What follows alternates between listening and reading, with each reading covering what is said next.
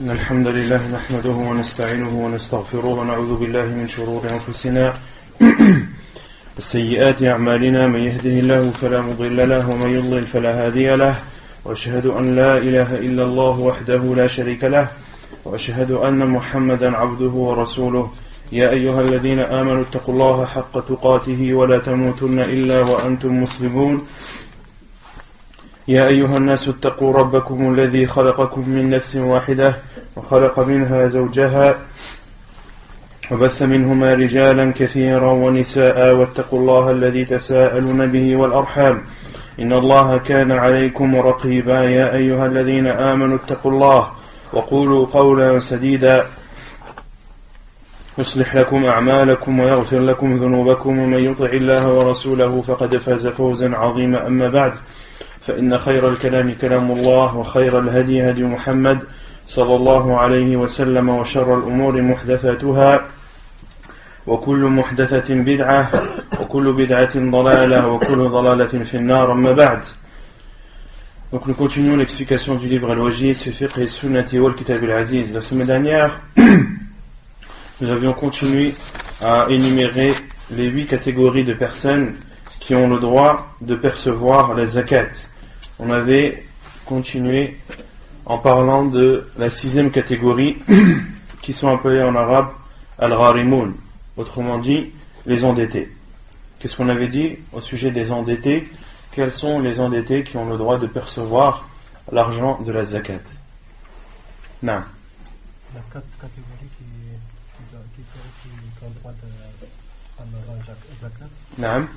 La première, la personne qui a pris l'engagement de payer entre deux tribus. Ahsant, la personne qui a pris l'engagement de payer une somme d'argent à par exemple 2 tribus qui étaient en conflit, une personne qui est venue pour les arranger le problème qu'il y a entre eux, pour les réconcilier, et s'il a pris l'engagement de payer ou de donner de l'argent en compensation pour que ces 2 tribus se réconcilient, il est autorisé de donner de l'argent, de la zakat à cette personne. À quelle condition? On avait donné une condition qu'il a la meilleure de prendre ça. Ahsant, qu'il ait l'intention au moment où il a pris cet engagement que l'argent qui sera payé sera pris de la zakat.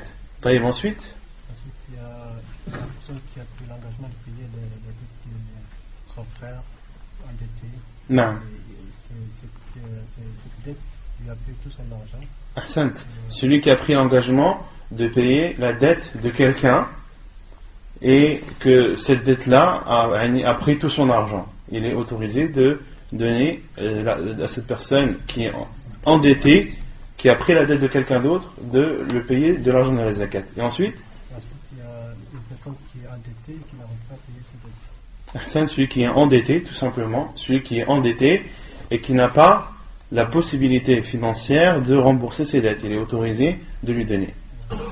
Et la 4e catégorie, la personne qui a fait des dettes dans les péchés et il a fait tauba, non.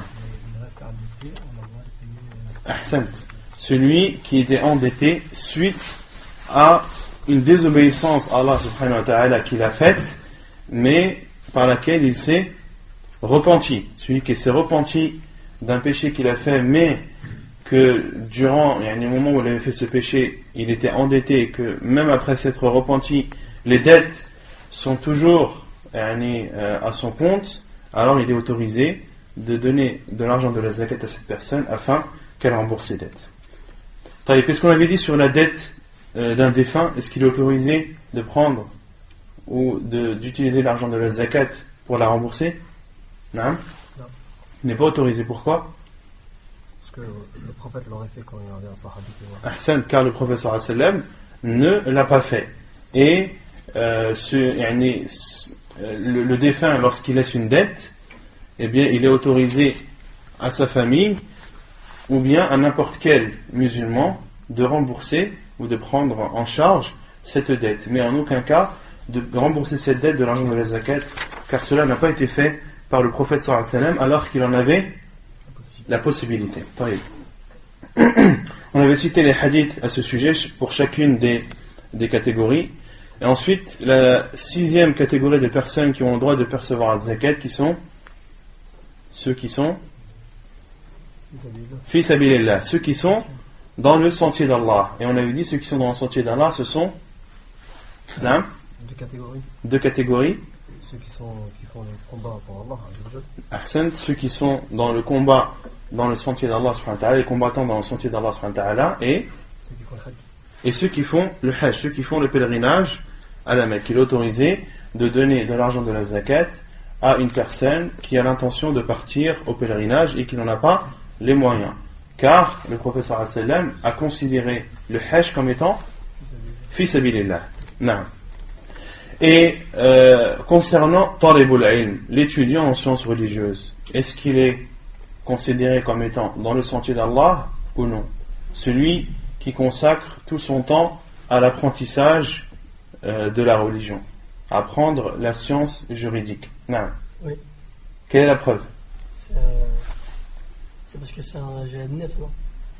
Il y a un khilaf des savants sur ça. Certains savants disent que oui, il est considéré comme étant fi sabilillah, car il consacre tout son temps dans l'apprentissage de la religion, et que dans ce cas, il est considéré comme étant fi sabilillah, car le talab al-ilm, l'apprentissage de la religion, c'est considéré comme un jihad fi sabilillah.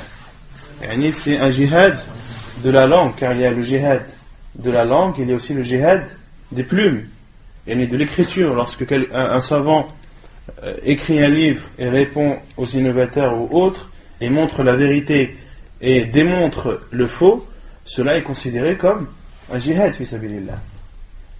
Et d'autres savants ont dit non. On dit non, il n'est pas autorisé de donner de l'argent de la zakat à l'étudiant en sciences religieuses, sauf s'il est dans le besoin, sauf s'il rentre dans la catégorie de l'masakin ou bien de l'fuqara, sauf si c'est un nécessiteux ou bien un pauvre. Dans ce cas, il est autorisé de lui donner. Les savants qui disent le premier avis parmi le Cheikh Ibn Uthaymin rahimahullah, et le second avis c'est l'avis de Cheikh Al-Albani et de Cheikh Ibn Baz rahimahumullah. Ensuite, la 8e catégorie, la 8e et dernière catégorie de personnes qui ont le droit de percevoir la zakat, ce sont... Avant ça, il y a dans l'autre catégorie avant là. Non. Il dit que si par exemple ils ont un salaire, tu n'en donnes pas, sauf si ce salaire-là. Ahsant. Concernant les combattants, ceux qui sont fi sabilillah, il n'est pas autorisé de le donner à ceux qui ont un salaire versé par l'État. Les militaires qui combattent et qui sont payés pour ça par l'État, eux ne perçoivent pas l'argent de la zakat. On le donne à ceux qui n'ont pas de revenus, ceux qui ne sont pas rémunérés par l'État. Barakallahu fik. Ensuite, la 8e catégorie, ce sont les riches qui achètent la zakat avec leur argent. Non, c'est pas ça la 8e catégorie. Wabn sabil, c'est le voyageur. Donc le voyageur, celui qui se retrouve dans un pays étranger au sien et qui n'a pas les moyens de revenir à son pays, qui s'est retrouvé dans une galère ou dans des problèmes qui font qu'il n'a pas la possibilité de revenir dans son pays. Donc lui, il est autorisé de lui donner de l'argent, de la zakat, afin qu'il retourne chez les siens, même s'il fait partie chez les siens de personnes riches. On a dit également celui qui est autorisé de donner de l'argent de la zakat à celui qui veut voyager par exemple pour aller rendre visite à ses parents, mais qui n'en a pas les moyens, qu'il est autorisé de lui donner de l'argent pour qu'il puisse aller et revenir visiter ou faire cette obligation qui est pour lui. Et ensuite on avait parlé de la zakat, qu'elle n'est pas, on avait cité le hadith où le professeur Hassan a dit que la zakat n'est pas autorisée pour le riche, sauf pour 5 catégories, et 5 catégories qui sont Ahsant, celui qui travaille pour la zakat. Ensuite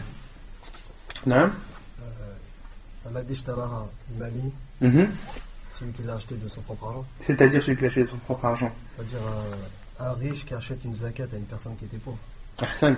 C'est-à-dire qu'il est autorisé à un riche d'acheter la zakat de son argent de l'acheter avec son argent. Acheter la zakat, c'est-à-dire un pauvre à qui on a donné par exemple un bien, ça peut être une chamelle ou autre, eh bien il est autorisé à un riche de venir et d'acheter ce bien au pauvre. Donc en fait il a acheté indirectement une zakat. Et on avait dit qu'il fallait que ce cas était autorisé à condition que C'est pas lui qui lui a vendu. que la zakat qu'il achète, que ce ne soit pas lui qui l'ait donné à ce pauvre, mais que ce soit quelqu'un d'autre.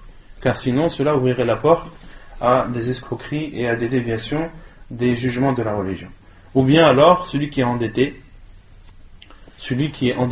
car des riches peuvent être endettés, il est autorisé de leur donner de la zakat s'ils n'ont pas la possibilité de rembourser leurs dettes, ou bien ceux qui combattent dans le sentier d'Allah, ils peuvent très bien être riches, ou bien un pauvre qui donne en aumône ou qui donne en cadeau un bien qui lui a été donné de la zakat. Il est autorisé à un pauvre de donner un cadeau à un riche, même si ce cadeau fait partie de la zakat.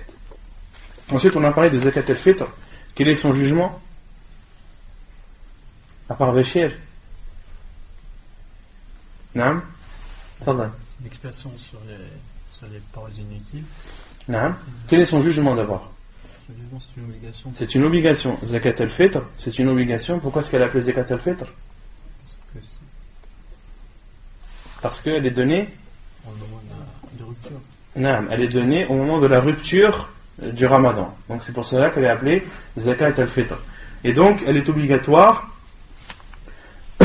Les hadiths à ce sujet et le hadith où il est dit que le prophète sallallahu alayhi wa sallam a rendu farada Rasulullah sallallahu alayhi wa sallam zakat al-fitr. Le prophète sallallahu alayhi wa sallam a rendu zakat al-fitr obligatoire.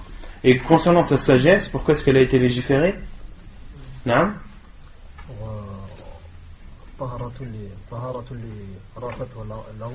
C'est une purification de al-laghu, des paroles inutiles, et al-rafaf, c'est tout ce qui a à voir avec le péché. ce sont les actes et les paroles qui sont mauvaises, et lorsque la personne les fait, elle encourt des péchés. Donc que le zakat al-fitr est un moyen de purification pour le jeûneur des manquements ou des choses qu'il n'a pas faites, qu'il aurait dû faire. Et bien zakat al-fitr permet de combler tous ces trous. Et c'est aussi également c'est aussi une nourriture pour les pauvres. Ensuite on avait parlé de envers qui elle est obligatoire. Envers qui zakat al-fitr est obligatoire. Il n'y en a que 3 qui répondent tout le temps. Alors que vous êtes, masha'Allah. Envers qui zakat al-fitr est obligatoire? On l'a vu ou on l'a pas vu la semaine dernière? Envers qui elle est obligatoire? C'est important de savoir ça. Peut-être qu'elle sera obligatoire pour toi le Ramadan prochain, Inch'Allah, sans que tu ne le saches. Comme ça, Allah. Naam. Une personne qui possède de quoi se nourrir lui et sa famille la veille ou la nuit de Ramadan. Celui qui possède de quoi se nourrir lui et sa famille la veille de l'Aïd ou le jour même de l'Aïd. Celui qui possède ce qui lui suffit. Non. Et un peu plus.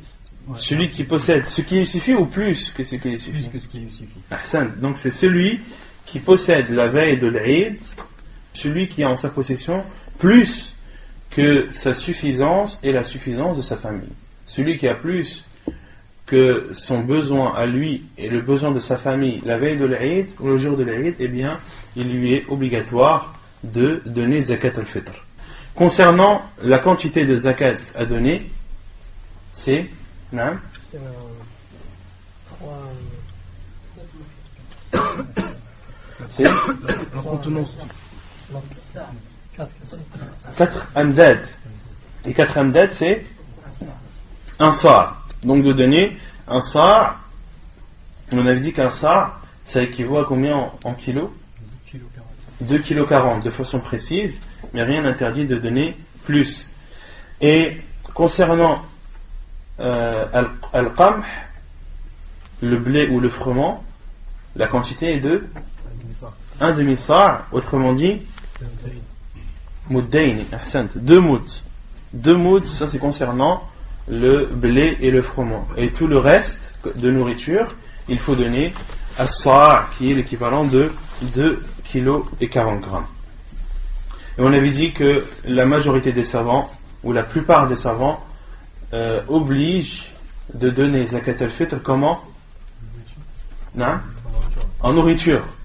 Et seul l'imam Abu Hanifa, rahimahullah, autorise le fait de la donner en argent. Mais l'avis le plus sûr, c'est l'avis de la plupart des savants, et c'est ce qui est appuyé par les hadiths du prophète sallallahu alayhi wa sallam, car le prophète sallallahu alayhi wa sallam, parmi les sagesses de zakat al-fitr, il a dit que c'était une nourriture, ta'amatun lil masakin, que c'était une nourriture pour les pauvres. Et quant à l'argent, le fait de donner l'argent aux pauvres, eh bien cela doit être fait dans les autres contextes, comme zakat al-mal, lorsque tu as de l'argent à donner, de la zakat de ton argent, dans ce cas tu donnes de l'argent, ou bien lorsque tu veux faire un don bénévole, une sadaqa, eh bien donne de l'argent aux pauvres. Mais quant à zakat al-fitr, en particulier, elle doit être donnée et ne doit être donnée qu'en nourriture et non en argent. Et certains savants considèrent même que celui qui la donne en argent, elle n'est pas acceptée de lui. Et parmi eux, Cheikh al-Fawzan hafidhahullah considère que celui qui donne zakat al-fitr en argent, eh bien elle n'est pas considérée comme zakat al-fitr. Car le prophète sallallahu alayhi wa sallam a dit: Man ahdatha fi amrina hada ma laysa minhu fahuwa raddun. Celui qui innove dans nos commandements une chose qui n'en fait pas partie, il est rejeté. Il est rejeté. Et il n'a jamais été rapporté ni dans le Coran, ni dans la sunna du prophète sallallahu alayhi wa sallam, ni dans les actes de nos pieux prédécesseurs qu'ils ont donné zakat al-fitr en argent, et au contraire, ils ne l'ont toujours donné qu'en nourriture. Ensuite, on avait parlé du moment où il fallait sortir ou donner zakat al-fitr. Qu'est-ce qu'on avait dit? Non? Il faut la donner avant la prière, et il est autorisé de la donner un jour ou 2 jours avant. De la donner avant Al-Eid d'un jour ou de 2 jours. Et il est interdit de retarder. Il est interdit de donner zakat al-fitr après la prière, sauf pour celui qui est excusé. Sauf pour celui qui a une excuse valable, celui qui a oublié, ou celui qui a un udhr shar'i, qui a une excuse valable islamiquement, alors il donne la zakat au moment où il le peut, ou celui qui a oublié au moment où il s'en rappelle. Et à qui doit être donnée la zakat al-fitr? Est-ce que c'est comme zakat al-mal, ou qui doit être donnée à une des 8 catégories, ou bien est-ce que c'est autre chose? Non. C'est juste au fuqara et au masakin. Ahsan, zakat al-fitr ne doit être donnée que aux pauvres ou bien aux nécessiteux, car le prophète sallallahu alayhi wa sallam a dit que c'était une nourriture pour qui? Pour al-masakin, pour les nécessiteux et les pauvres. Et al-masakin, on l'avait dit dans le hadith, qu'est-ce qu'il englobe? Non, le terme miskin, lorsqu'il est cité tout seul, englobe les nécessiteux et les pauvres. De même que al-fuqara, lorsqu'ils sont cités tout seuls, ils signifient les pauvres et les nécessiteux. Et lorsqu'ils sont cités l'un à côté de l'autre, alors al-fuqara signifie, ou al-faqir signifie celui qui a moins de la moitié. Yani signifie le pauvre, et al-miskin signifie le nécessiteux. طيب. يقول المؤلف: صدقة التطوع، ويستحب الإكثار من صدقة التطوع لقوله تعالى: مثل الذين ينفقون أموالهم في سبيل الله كمثل حبة أنبتت 7 سنابل في كل سنبلة 100 حبة والله يضاعف لمن يشاء والله واسع عليم. Ensuite, le chapitre des aumônes surérogatoires. Des aumônes surérogatoires. L'auteur dit, et il est préférable de donner beaucoup d'aumônes surérogatoires. La preuve est la parole d'Allah subhanahu wa ta'ala, où il dit: ceux qui dépensent leurs biens dans le sentier d'Allah ressemblent à un grain d'où naît ou d'où naissent 7 épis, chaque épi contenant 100 grains.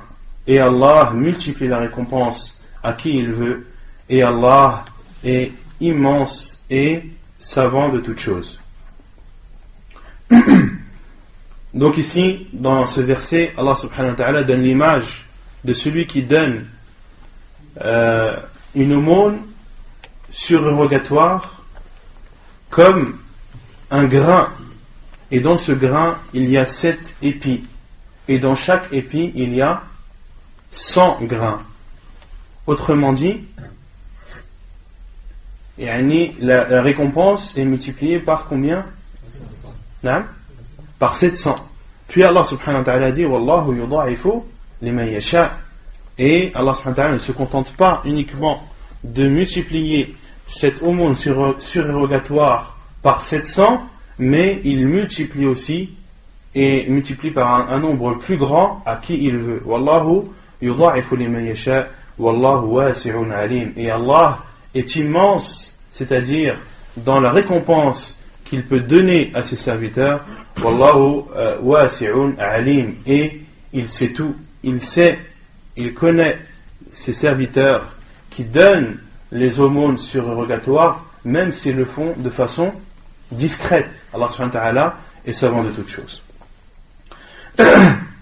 Il y a d'autres versets dans le Coran où Allah subhanahu wa ta'ala encourage les musulmans et les croyants à donner des aumônes surérogatoires, entre autres le hadith, plutôt le verset Afwan dans Surat Al-Ahzab, où Allah subhanahu wa ta'ala cite en disant Innal muslimina wal muslimat wal mu'minina wal mu'minat, les musulmans et les musulmanes, les croyants et les croyantes. Puis Allah subhanahu wa ta'ala cite parmi eux wal mutasaddiqina wal mutasaddiqat, et ceux qui donnent en aumône parmi les hommes et ceux qui donnent de l'aumône parmi les femmes. Et Allah subhanahu wa ta'ala, à la fin du verset, lorsqu'il a cité toutes ces catégories, il a dit A'addallahu lahum maghfiratan wa ajran azima. Allah subhanahu wa ta'ala leur réserve un pardon de lui, wa ajran azima, et une immense récompense. Et Allah subhanahu wa ta'ala dit aussi dans un autre verset dans Surat Al-Baqarah, lorsqu'il a parlé de l'usure, Allah subhanahu wa ta'ala a dit Yamhaqullahu riba. Allah subhanahu wa ta'ala rabaisse l'usure et enlève de l'usure toute bénédiction, toute baraka. Yamhaqullahu riba wa yurbis sadaqat. Et de l'autre côté, Allah subhanahu wa ta'ala multiplie et fait fructifier les aumônes lorsqu'elles sont données par les musulmans et les musulmanes ou par les croyants et les croyantes. Et Allah subhanahu wa ta'ala dit aussi dans un autre verset Innal musaddiqina wal musaddiqat wa aqradu Allaha qardan hasana yudha'afu lahum wa lahum ajrun karim. Allah subhanahu wa ta'ala dit ceux qui donnent les aumônes et qui ont fait un prêt sincère à Allah subhanahu wa ta'ala, ceux-là alors leur récompense sera multipliée et ils auront une récompense généreuse. Allah subhanahu wa ta'ala sera généreux envers eux comme ils ont été généreux envers les pauvres. Car Allah subhanahu wa ta'ala dans tous les cas n'a pas besoin de ses serviteurs. Allah subhanahu wa ta'ala n'a besoin de personne. Ne pense pas qu'Allah subhanahu wa ta'ala, lorsqu'il te demande de donner en aumône, ne crois pas qu'Allah azza wa jal a besoin de cela. En aucun cas. Wallahu ghaniyun hamid. Wallahu ghaniyun anil alamin. Allah n'a besoin de personne, mais tout le monde a besoin de lui. Comme il dit Allah subhanahu wa ta'ala Antumul fuqara'u ila Allah wallahu huwa al-ghaniyyul hamid. Vous êtes les pauvres envers Allah et c'est Allah qui est le riche et celui qui doit être loué. ولقول النبي صلى الله عليه وسلم, donc ceci concernant les versets dans le Coran qui poussent et encouragent le croyant à donner en aumône, et concernant les hadiths du prophète sallallahu alayhi wa sallam, ولقول النبي صلى الله عليه وسلم ما من يوم يصبح العباد فيه إلا ملكان ينزلان فيقول أحدهما اللهم أعطي منفقا خلفا ويقول الآخر اللهم أعطي ممسكا تلفا. Hadith muttafaqun alayh. Et parmi les autres preuves, il y a la parole du prophète sallallahu alayhi wa sallam lorsqu'il dit il n'y a pas un jour que vivent les serviteurs sans que 2 anges ne descendent. Et l'un dit: ô Allah, donne à celui qui donne en aumône, donne-lui un retour, fais une suite à son don et à son aumône. Et l'autre ange dit: Allahumma a'ti mumsikan talafa. Ô Allah, donne à celui qui s'est abstenu, à celui qui a été avare, à celui qui n'a pas donné en aumône par avarice, donne-lui, fais-lui connaître la perte. Hadith authentique rapporté par Al-Bukhari et Muslim. Et d'autres hadiths du prophète sallallahu alayhi wa sallam où il dit que chaque personne sera sous l'ombre de son aumône le jour du jugement jusqu'à ce que le jugement commence.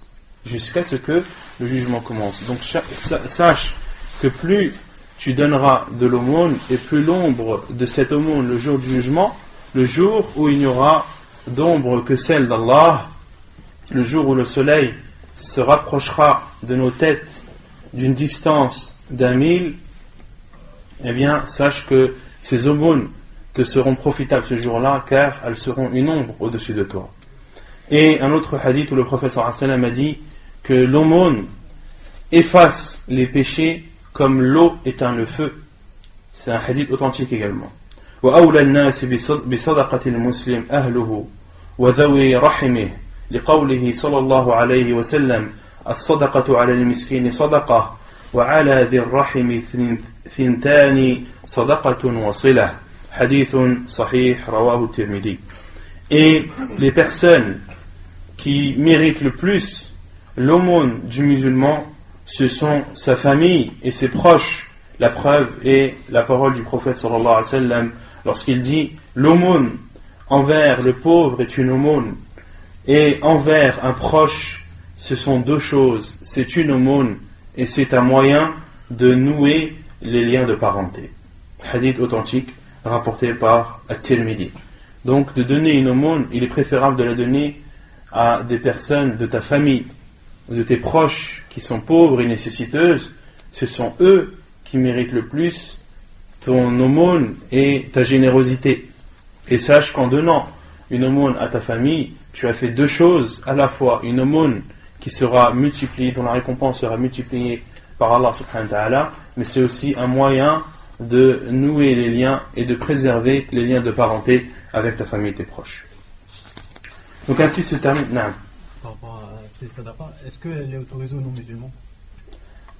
On a répondu à cette question. Est-ce qu'il est autorisé de donner az-zakat ou az-sadaqa à un non-musulman? Ahsant, que cela n'est pas autorisé, sauf s'il fait partie de al-mu'allafati qulubum, sauf s'il fait partie de ceux dont les cœurs sont proches de l'islam. Si tu vois qu'il s'intéresse à l'islam, qu'il veut connaître l'islam, et que le fait que tu lui donnes de l'argent va le toucher et va le pousser, l'encourager à apprendre plus cette religion, à s'en rapprocher encore plus, et Inch'Allah à l'embrasser, eh bien dans ce cas il est autorisé. Sinon, les savants sont d'accord sur le fait qu'il n'est pas autorisé de donner la zakat et la sadaqa à un non-musulman. Non. Et si tu sais que cette personne, par exemple, la fume, ou je sais pas quoi, tu lui donnes quand même? S'il fait partie de l'mu'allaf qulubuhum. S'il fait partie. S'il fait un péché avec cet argent-là, tu lui donnes quand même? Il fait pire que boire et fumer. Il n'adore pas Allah. Il n'est pas musulman. Est-ce qu'il y a un péché pire que de ne pas adorer Allah? Non. Donc le fait qu'il boive, qu'il fume ou autre, cela n'influe pas. À partir du moment où il est intéressé et qu'il est proche de l'islam, il fait partie de al-mu'allaf qulubuhum, une des 8 catégories à qui il est autorisé de percevoir l'argent de la zakat. Wallahu a'lam. Donc ainsi se termine le livre de la zakat. Inch'Allah ta'ala, aujourd'hui on va commencer le livre Kitab al-Nikah, le livre du mariage. Normalement le livre qui suit c'est Kitab al-Hajj, mais je préfère retarder un peu Kitab al-Hajj quelques mois avant le début du Hajj pour que tout soit frais dans les esprits de chacun. Non. Une question par rapport à Zakat al-Fitr. Non, tfadala. Pour les gens qui ne peuvent pas jeûner le mois du Ramadan pour cause de maladie, ils peuvent sortir une zakat, s'ils la sortent sur l'argent ou en nourriture. concernant La compensation des gens qui n'ont pas jeûné. Non, concernant ceux qui ne peuvent pas jeûner, on avait dit que si c'est une maladie qui est une maladie qui peut être suivie d'une guérison, que cette personne doit rattraper son jeûne. Celui qui est malade d'une maladie incurable qui ne lui permet pas de jeûner, alors il doit nourrir pour chaque pauvre, pour chaque jour non jeûné, un pauvre. Donc le fait de nourrir un pauvre, c'est une chose. Cela compense les jours non jeûnés. Quant à Zakat al-Fitr, on a dit Zakat al-Fitr est obligatoire envers qui? Envers le musulman qui est libre et qui a plus que sa suffisance à lui et à sa famille la veille de l'Aïd. Qu'il soit malade ou pas, qu'il soit vieux ou pas, à partir du moment où il a plus que sa suffisance et la suffisance de sa famille, il doit donner Zakat al-Fitr. Et le fait de donner en expiation, de nourrir en expiation un pauvre par jour parce qu'il n'a pas pu jeûner, c'est une chose, et de donner Zakat al-Fitr, c'en est une autre. Et de nourrir un pauvre, tous les jours qu'il n'a pas jeûné, c'est obligatoire. C'est obligatoire, non. On va faire carré. Question par rapport à Zakat aussi. Je veux savoir, par exemple, des fois, quand on est en France, par exemple, et on n'arrive pas à trouver les personnes à qui donner Zakat al-Fitr. Non. Est-ce que on peut faire ça au bled, et la personne par exemple qui est au bled qui donne, et en fait elle demande à l'intermédiaire de donner à sa place. Est-ce que cette personne-là, en retour, elle veut donner son argent ou pas? Ou l'autre peut dire le fait de donner Zakat al-Fitr à un pauvre dans un autre pays que le tien, les savants disent que cela doit être fait en cas de force majeure. Si vraiment il n'y a pas de pauvres dans le pays où tu vis. Mais la question est, est-ce que vraiment il n'y a pas de pauvres dans le pays où tu vis? Est-ce que la personne a vraiment fait tout son possible, a fait vraiment toutes ses recherches possibles et inimaginables? Et est-ce que ce fait qu'il n'y a pas de pauvres dans ce pays est connu de tout le monde? Ou est-ce qu'il est connu que de toi? S'il est connu de tout le monde, là il faut appeler un savant et lui expliquer la situation en disant que dans ce pays, il est connu qu'il n'y a pas de pauvres. Ou que les pauvres se font très très rares. Qu'est-ce qu'on doit faire? Mais si c'est que toi qui constate ça, et que tout le monde a donné Zakat al-Fitr et que personne n'a soulevé ce problème, il faut se poser la question. Non. La personne, comment dire, par exemple, si la personne elle sort quand même la Zakat à sa place, et que par exemple elle dit quand tu redonnes, tu vas ton argent, et que cette personne ne donne pas son argent, est-ce que la Zakat est prise en compte ou pas? Sachant qu'il n'a pas payé le prix de la Zakat. Lorsque tu donnes, tu as le droit de léguer quelqu'un pour qu'il donne ta Zakat. Lorsque tu lègues quelqu'un pour qu'il donne ta zakat, la responsabilité est à celui à qui tu l'as donné. Lorsque tu dis à une personne, voilà la zakat, est-ce que tu peux le donner à un tel, la responsabilité est de celui à qui tu l'as donné. Mais cela ne doit pas t'empêcher de demander et de vérifier que la zakat a bien été donnée. Wallahu a'lam.